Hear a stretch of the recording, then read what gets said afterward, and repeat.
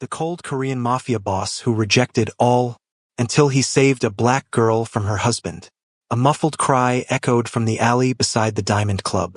Shadows moved against brick walls. Hushed threats. Desperate pleas. This is how their story began. Not with gentle introductions or fated meetings, but with fear, with desperation, with a moment that would change everything. Jae-ho Kim stood in the darkness, observing the scene unfold. A man gripping a woman's arm so tightly it had to hurt, his words harsh and threatening. Her face streaked with tears, designer dress torn at the shoulder. But it wasn't her distress that caught Jae-ho's attention. It was her eyes, defiant, burning. A woman being intimidated but whose spirit refused to bend. He shouldn't have cared. The dragon of Gangnam had built his empire on not caring. Had risen from the gutters of Busan to rule Seoul's underworld precisely because he'd learned to silence whatever conscience he might have once possessed. The woman was nothing to him. Another story in a city of millions. Another problem he could easily walk away from. And yet, his feet moved before his mind decided. One moment he was a spectator, the next an intervener. His hand closed around the man's wrist, applying just enough pressure to make him release the woman. The gun appeared at his side like an extension of his arm, never raised but its presence unmistakable. "I suggest you reconsider your actions," Jae-ho said, his voice the same emotionless tone he used to order coffee or command his empire. The woman gasped, clutching her arm where red marks were already forming. American, black, beautiful despite her distress. A stranger in a country that saw her as perpetually foreign. "Please," she whispered, her voice trembling. "Don't hurt him. Mercy." From the victim, not the aggressor. How unexpected. The man began making excuses, apologies, promises, the pathetic litany of manipulators everywhere. And then words that changed everything. "Han will have your head for this, Kim. You know who I work for. The Han organization. Jae-ho's rivals. The thorn in his side that had been growing more troublesome with each passing year. And this piece of garbage worked for them. Which made the woman. "You're his wife," Jae-ho said, eyes narrowing as he turned to her. She nodded, wiping tears with the back of her hand. "Amara," she said, as if her name was the only part of herself she still owned completely. Jae-ho should have walked away. Should have taught the man a quick lesson and disappeared into the neon glow of Gangnam. Instead, he found himself making a decision that would tear his carefully constructed world apart. "You have a choice," he told her, gaze never leaving her face. "Stay with him and continue this life, or come with me and start again." Her eyes widened, disbelief warring with desperate hope. "You don't even know me." "I know enough," Jae-ho replied. He knew the look of someone drowning in a life they never chose. Knew it from his own reflection 20 years ago. She glanced at her husband, at the man who had promised to love her and chosen to control her instead. Then back at Jae-ho, the stranger offering dangerous salvation. "If I come with you, what do you want in return?" "Always a price. There was always a price." "Nothing," Jae-ho said, surprising himself with the truth in the word. "Consider it a business decision. Taking something valuable from the Hans. A lie, but a necessary one. For both of them." Her husband began threatening then. Promises of what would happen when Han found out. How they'd hunt her down. How no one defied the Han organization and lived. Jae-ho signaled to his men who had materialized from the shadows. They restrained her husband with practiced efficiency. "Last chance," he told Amara. "Choose." She straightened her spine, gathered what remained of her dignity. "I choose life," she said. Jae-ho nodded, then instructed his men to release her husband with a warning. Not finished. That would come later when the time was right, when it would hurt Han the most. "Come," he said to Amara, already striding toward the black Bentley waiting at the curb. "We need to move quickly." She followed, clutching the remains of her torn jacket around herself like armor. In the car's interior light, Jae-ho saw the fear in her eyes, the wariness, but also something else. Something that mirrored his own carefully hidden wounds. "Where are we going?" she asked as the car pulled away, her voice small but steady. "Somewhere safe," he replied. staring out at the city that had made him a monster and made her a victim. Somewhere he can't find you. If you're feeling the tension building already, this story is for you. Like and subscribe now for more tales of broken people finding strength in unexpected places. Drop a comment if you've ever witnessed someone choosing a new beginning over a familiar pain. Now let's continue with their journey. The Jade Dragon apartment complex rose 40 stories above Gangnam, a gleaming spire of glass and steel where Jae-ho housed his most trusted lieutenants. His private fortress in a city he controlled through fear and money. The security was unparalleled. Facial recognition, fingerprint scanners, armed guards disguised as doormen. The building itself was a testament to his power, to the empire he'd built from nothing but ruthless determination. He placed Amara on the 38th floor, 2 below his own penthouse. Close enough to protect, far enough to maintain the distance he needed.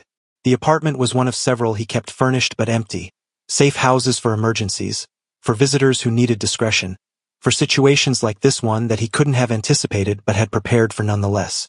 "You'll be safe here," he told her as they entered. The apartment was minimalist but luxurious. White leather furniture, glass tables, art pieces selected for investment rather than aesthetic. "No one enters this building without my approval." Amara stood in the center of the living room, looking small and lost among the expensive furnishings. Her arms remained wrapped around herself, less from cold than from the instinctive need to hold herself together. "Why are you doing this?" she asked, her voice stronger now that they were alone. The truth this time. Not some line about business decisions. Jae-ho considered lying. It would be easier, safer. But something about her demanded honesty. "I don't know," he admitted. It was the most truthful thing he'd said in years. "Get some rest. There are clothes in the bedroom. Food in the refrigerator. Tomorrow we'll talk more." He left before she could ask another question he couldn't answer. Before he could examine too closely the impulse that had led him to intervene, to bring her here, to upend the careful balance he'd maintained for 2 decades. His men whispered, of course. The dragon had never brought a woman to the Jade before. Never personally intervened in a street altercation. Never risked war with the Hans over something so trivial as a battered wife. "She must be special," they murmured when they thought he couldn't hear, huddled in the security room, watching monitors that showed every corner of the building. "He must be interested in her," they concluded, because men like them couldn't conceive of any other reason to protect a woman. Men who had followed Jae-ho long enough to know his reputation with women, cold, transactional, never emotionally involved. The man who had famously turned away Korea's most beautiful actress when she'd offered herself as payment for his protection of her brother. The man who had rejected marriage proposals from daughters of the wealthiest families in Seoul. Jae-ho let them talk. Let them wonder. Their speculation was safer than the truth, that for the first time in decades he'd acted on impulse. On something dangerously close to compassion. On a memory of himself at 16, broken and bleeding, wishing someone would appear from the darkness and offer escape. In his penthouse that night, Jae-ho stood at the window, watching Seoul spread before him like a glittering carpet. 20 years he'd spent climbing from the streets to this view. 20 years of calculating every move, of eliminating every weakness, of building walls around himself so high and so thick that nothing could breach them. And now, because of one woman's defiant eyes in a dark alley, he'd introduced a variable he couldn't control. His phone buzzed with a message from his head of security. Amara's husband had been identified. David Park, American-born son of Korean immigrants, recently appointed as Han's liaison to international partners, a rising star in their organization. A man whose humiliation would not go unanswered. Jae-ho's thumb hovered over the button that would order Park's elimination. One command and the problem would disappear. But something stopped him, not mercy but strategy. The man's death now would spark immediate retaliation from Han. Would force Jae-ho to explain his interest in Park's wife. Would transform a personal matter into organizational warfare. No, better to wait, to gather information, to understand exactly what he was dealing with before making his move. Instead, he sent instructions for complete surveillance on Park. Every movement, every call, every meeting, and doubled the security on the Jade Dragon, with specific attention to the 38th floor. Days passed. Amara remained in the apartment, a ghost behind bulletproof glass. Jae-ho watched her through security feeds, a violation of privacy he justified as necessary protection. Watched as she explored the space that had become both sanctuary and prison. As she stood at the windows for hours, staring out at a city she didn't know. As she slept fitfully on the too large bed, curled tight as if making herself a smaller target. Her bruises faded from purple to yellow to nothing. But the wounds beneath her skin, those remained fresh. Jae-ho recognized the signs. The way she flinched at sudden movements. How she positioned herself with exits in view. The practiced smallness of someone who had learned that taking up space invited trouble. On the 4th day, she asked to leave. "I can't stay here forever," she said when he visited, her voice stronger than it had been in the alley. "I need something to do, a purpose." Jae-ho studied her. She'd found clothes in the apartment that almost fit. A silk blouse that hung loose on her frame, tailored pants cuffed at the ankles. Her hair was pulled back in a simple style, her face bare of makeup, revealing a natural beauty that made something in his chest tighten uncomfortably. "What did you do before?" he asked, not needing to specify before what. Before her life had been reduced to surviving a husband's rage. "I was a designer," she said, something flickering in her eyes. Pride maybe, or nostalgia for a self she'd lost. "Fashion. I had a small label in New Orleans before I met David. Before I..."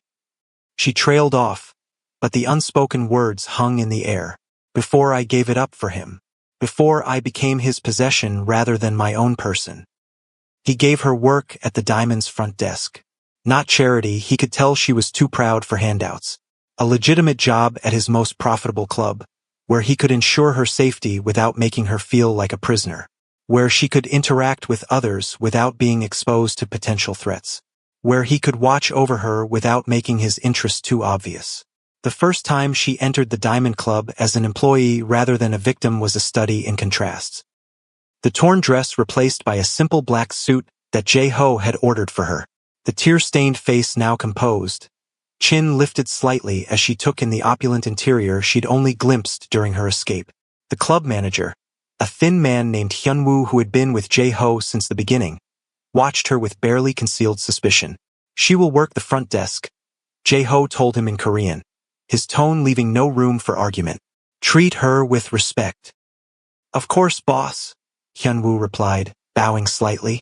"But she doesn't speak Korean." "How will she?" "She'll learn," Jae-ho interrupted. "Until then, most of our clients speak English." Hyunwoo nodded, but his expression remained doubtful. "And what should I tell the others about her situation?" "Tell them nothing," Jae-ho said coldly. "Her situation is not their concern." But of course, in an organization built on information and loyalty, secrets didn't stay secrets for long. By the end of her first week, everyone in the Diamond Club knew that the beautiful black American woman at the front desk was under the Dragon's protection. That she lived in the Jade Dragon. That she had somehow caught Jae-ho Kim's interest when so many others had failed. He watched her through the security cameras in his office. Watched as she straightened her spine when customers stared too long. As she learned phrases in Korean to greet the regulars. As she developed a polite but distant smile for men who lingered at her desk. As she slowly, cautiously began to breathe again. Min-jun, Jae-ho's right hand for 15 years, warned him repeatedly. Standing in Jae-ho's office while security feeds showed Amara organizing reservation books at the front desk, Min-jun's concern was palpable. "She could be a spy," he said, his voice low even though they were alone. "The Hans could be using her against us. You're taking an unnecessary risk, brother." Jae-ho dismissed his concerns with a cold stare, one that had silenced far more dangerous men. If Han wanted to plant someone in our organization, he wouldn't choose a woman his lieutenant had publicly mistreated. He's smarter than that. "Perhaps that's what they want you to think," Min-jun persisted, his loyalty overriding his fear of Jae-ho's displeasure. "A calculated move to gain your sympathy. To exploit your..." He stopped, perhaps realizing he was approaching dangerous territory. "My what?" Jae-ho asked, his voice dangerously soft. Minjun hesitated, then bowed slightly. Nothing, boss. I spoke out of turn. But the words hung unspoken between them. My weakness, my blind spot, my heart. The truth was more complicated. Jae-ho had investigated thoroughly, had set his best people to uncovering everything about Amara Jackson, 27, from New Orleans. Fashion design graduate from Parsons who'd met her husband, David Park, during his business trip to the States. Whirlwind romance. Marriage after 6 months. Relocation to Korea with promises of connecting her to Seoul's fashion industry. Then isolation.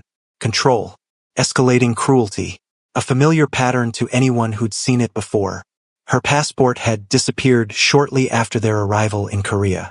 Her bank accounts were in his name. Her phone calls and emails monitored. Classic tactics of an abuser in a foreign country, where the victim had no support system, no understanding of the language or culture, no way to escape. She wasn't a spy. She was a prisoner who'd been offered a key. And Jae-ho, against every instinct he'd cultivated over 20 blood-soaked years, found himself invested in her freedom. The first incident came 3 weeks after her arrival at the Diamond. One of the younger members, Taeyong, cornered her in the supply room. A brash kid, barely 25, trying to prove himself worthy of the organization. Suggested she must have done something to deserve what her husband did. Implied she could earn her keep in other ways than working the front desk. Jae-ho saw it happen on the security feed. Saw Amara's face drain of color. Saw her press herself against the wall, as if trying to disappear into it. Saw Taeyong's smirk, his hand reaching to touch her face.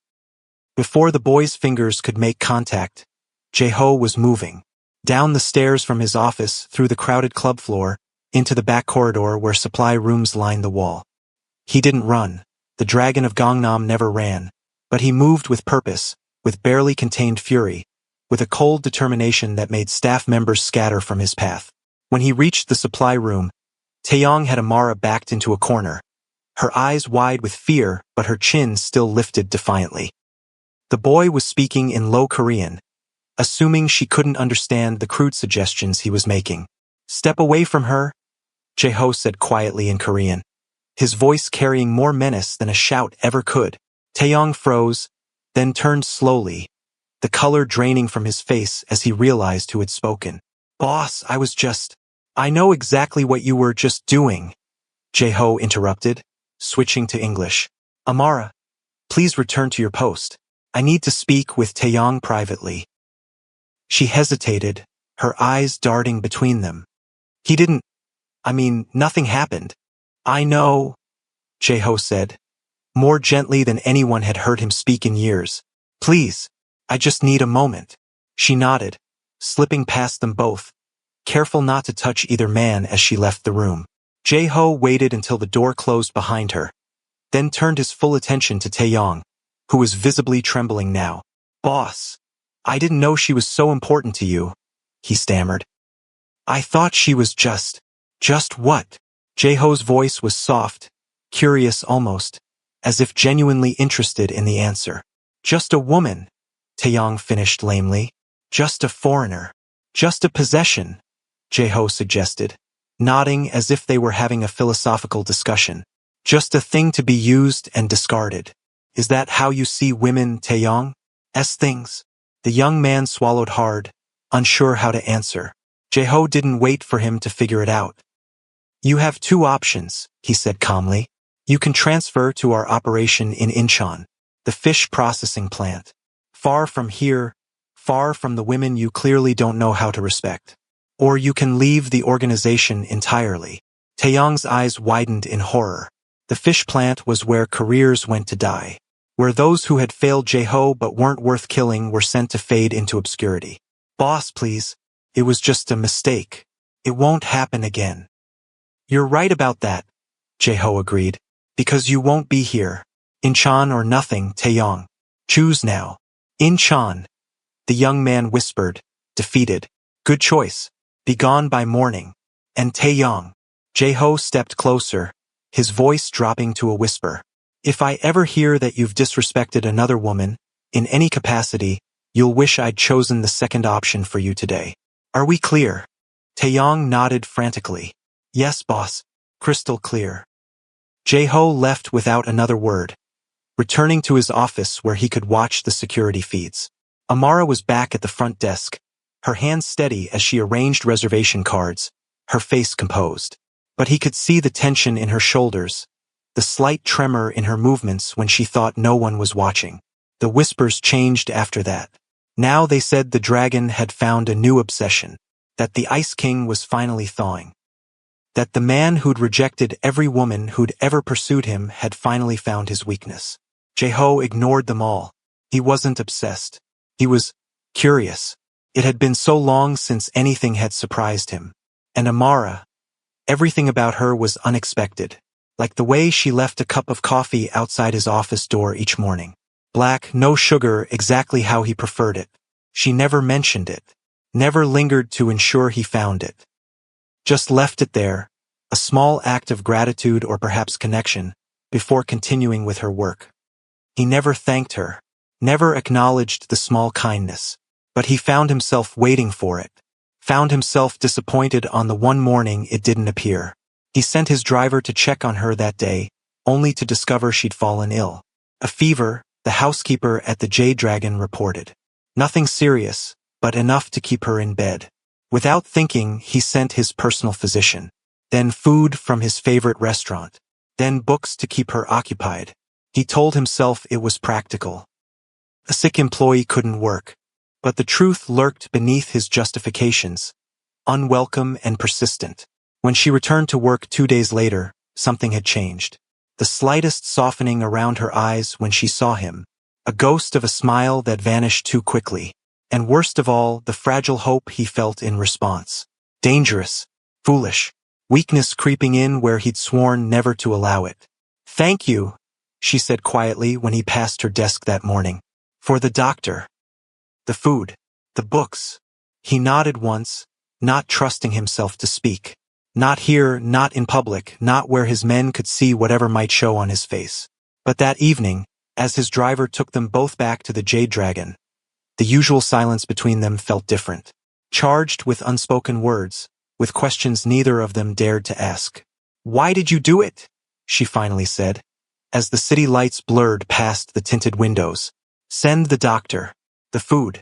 You didn't have to." He continued staring straight ahead, his profile sharp against the passing lights. "You're under my protection," he said simply. "That includes your health." "Is that all it is?" she pressed, a boldness in her voice that hadn't been there before. Protection? Obligation? Jae-ho turned to look at her then, really look at her.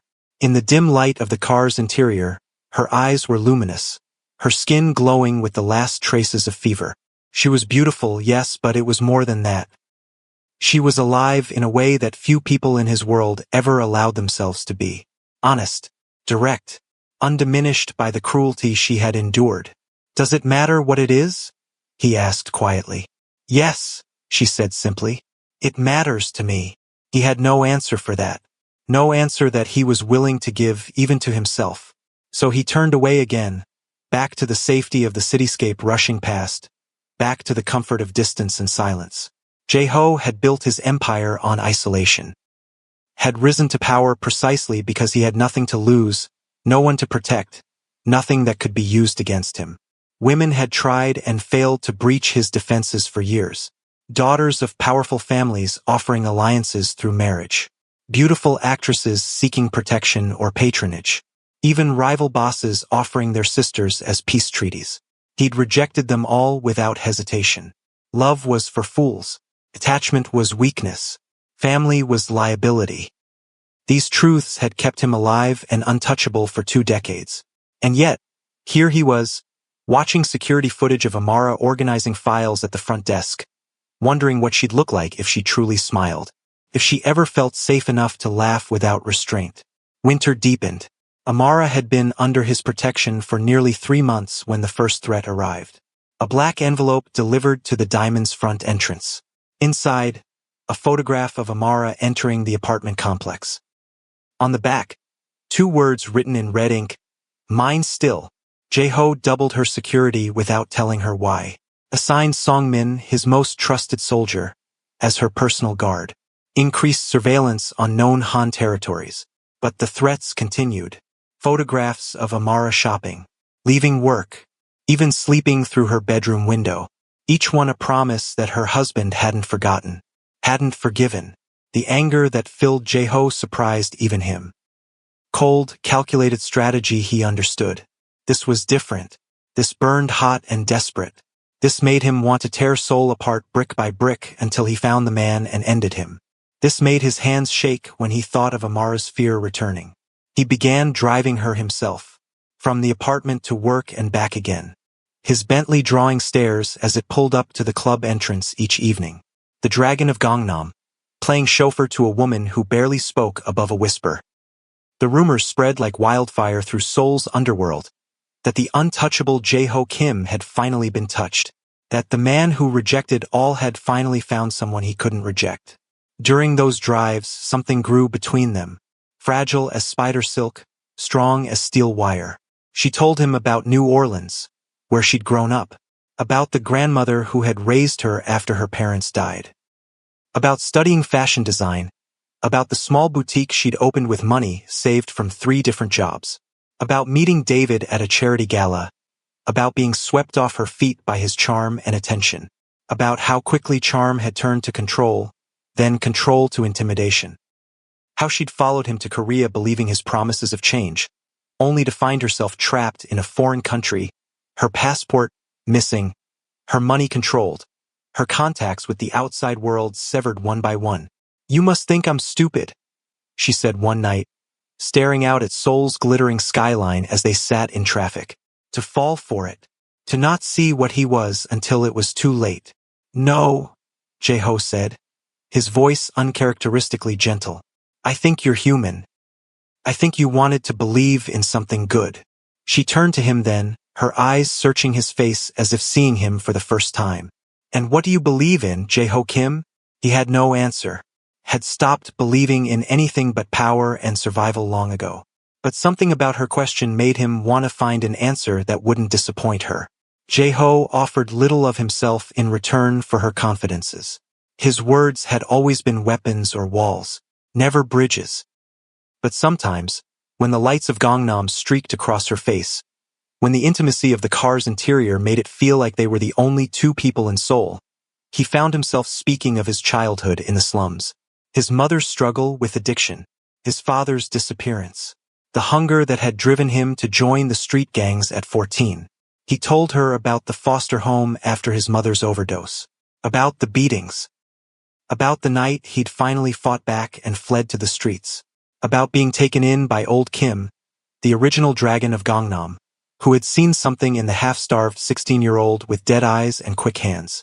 "You became a survivor to survive," she said once, her voice so soft he almost missed it. "I became a ghost." The truth of those words haunted him for days, made him see his empire differently, not as a testament to his strength, but as a fortress built by a scared child who had never stopped running. On her birthday, he left a package on her desk. Inside, a set of professional-grade sketching pencils and a leather-bound drawing pad.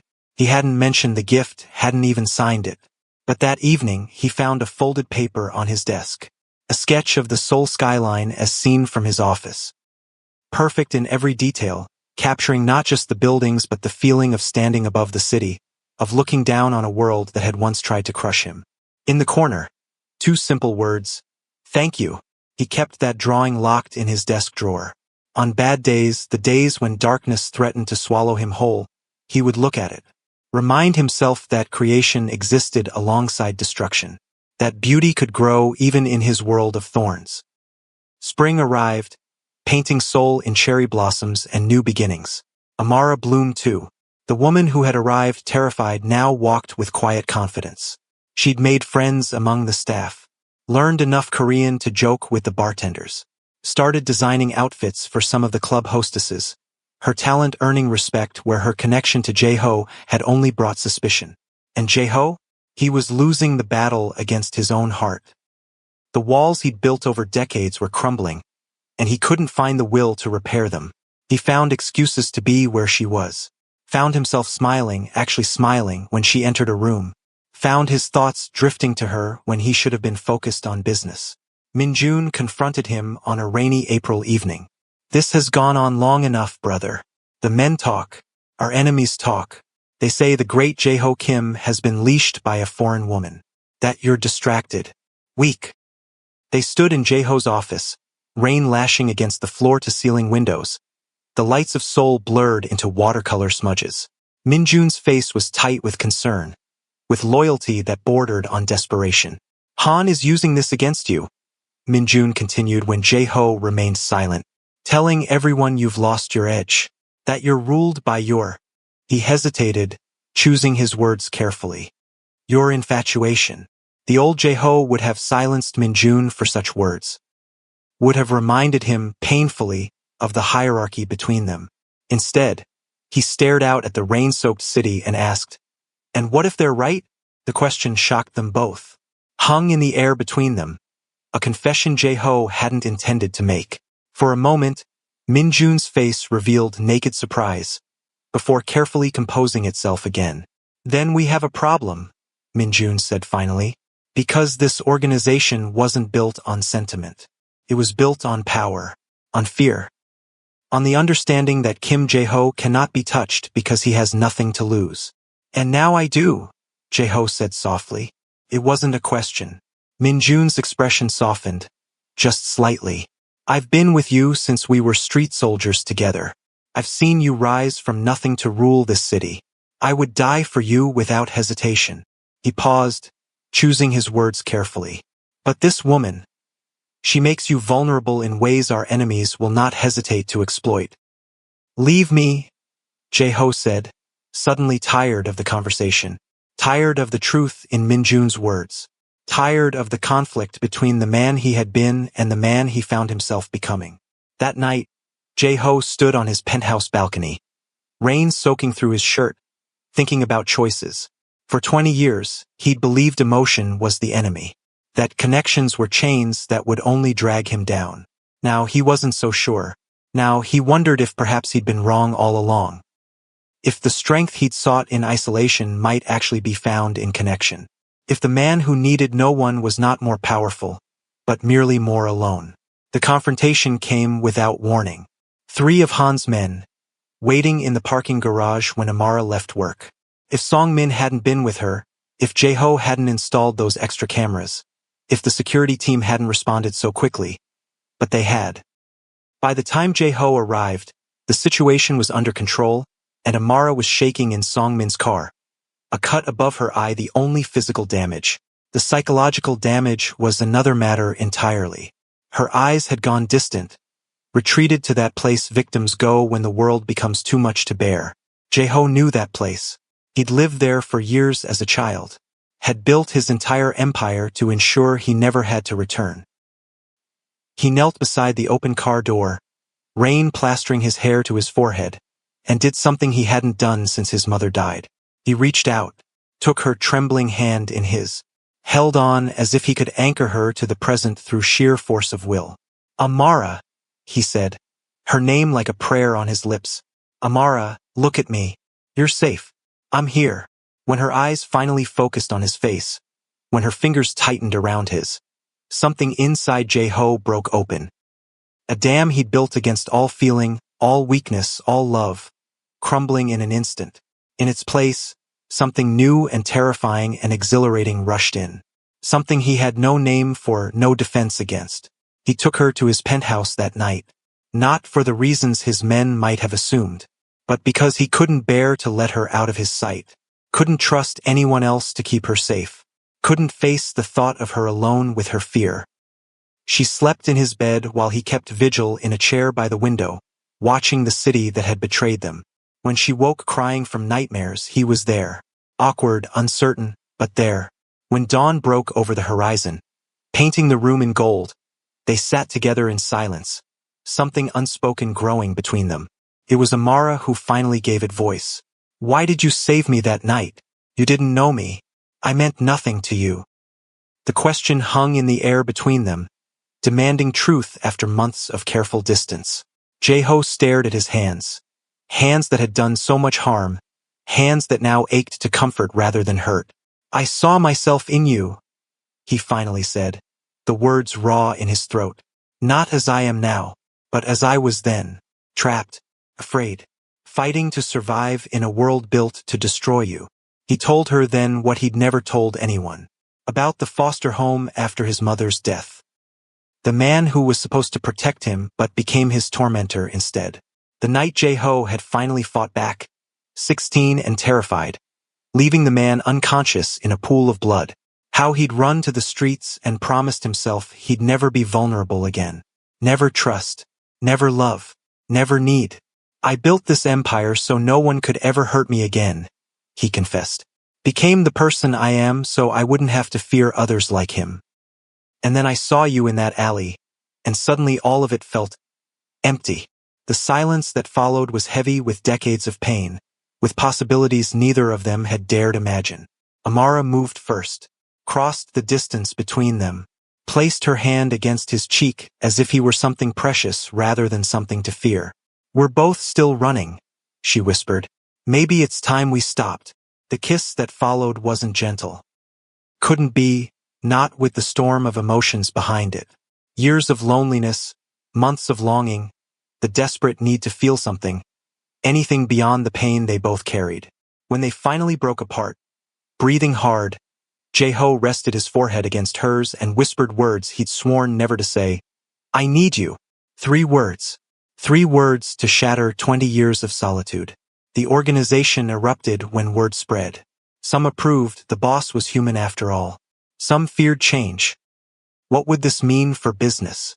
And some plotted surely a lovesick Jae-ho would be easier to overthrow. Min-jun's betrayal cut deepest. His lieutenant, his brother in all but blood. The man who'd fought beside him for 15 years. You've lost your edge? Min-jun accused during a private meeting in Jae-ho's office, tension crackling between them like electricity. This woman has made you soft. The Hans are laughing at us. Our own people are questioning your leadership. Let them question, Jae-ho replied, a new certainty in his voice. Let them laugh. For the first time in my life, I'm not just surviving, Min-jun. I'm living.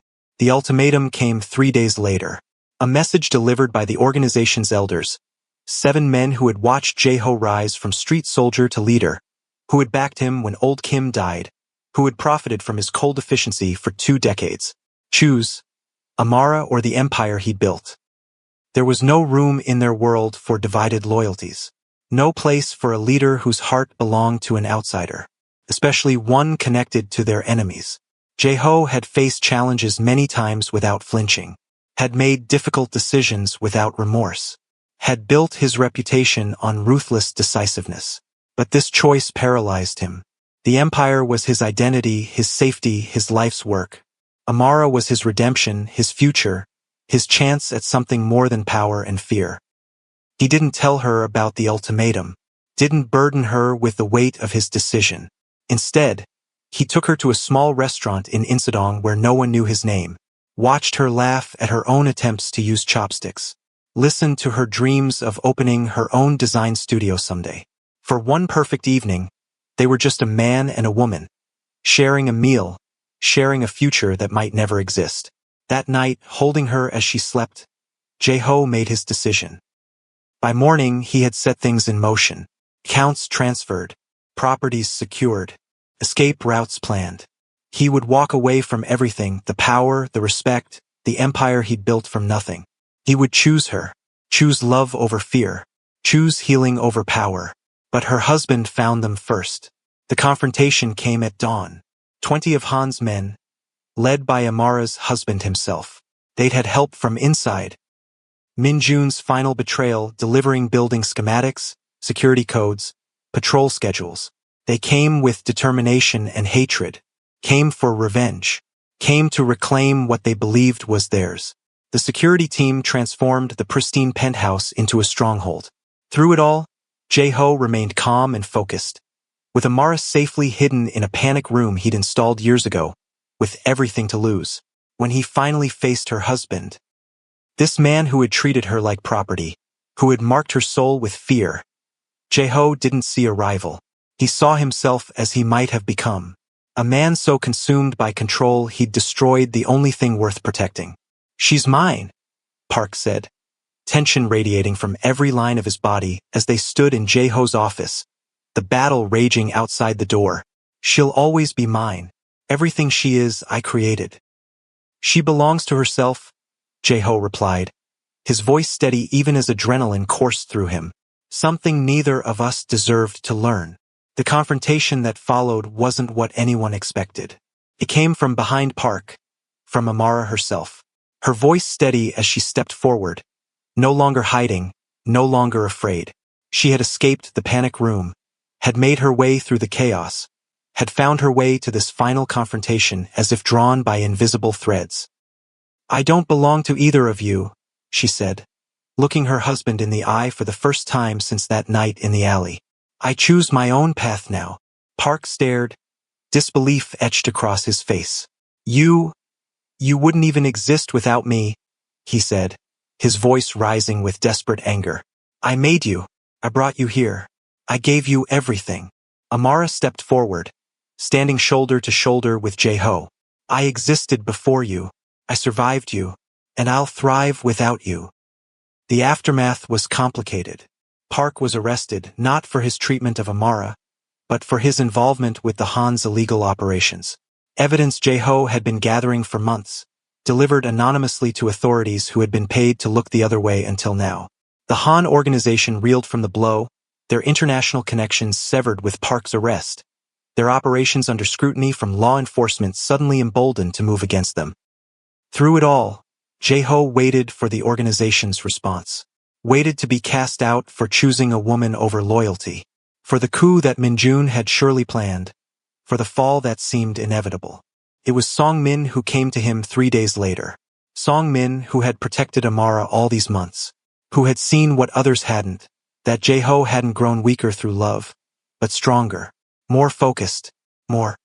In the family residence, in the very room where I had begun to believe I might find belonging. I wasn't meant to witness it, wasn't meant to hear the ugly truths laid bare. But the old house carried voices, and I had spent a lifetime learning to listen from shadows. "You would destroy everything we built for a foreign whore?" Park's voice, cold and dismissive. "A black servant who spread her legs and made you weak? Do not speak of her again." Kim's voice, deadly quiet. "Not ever.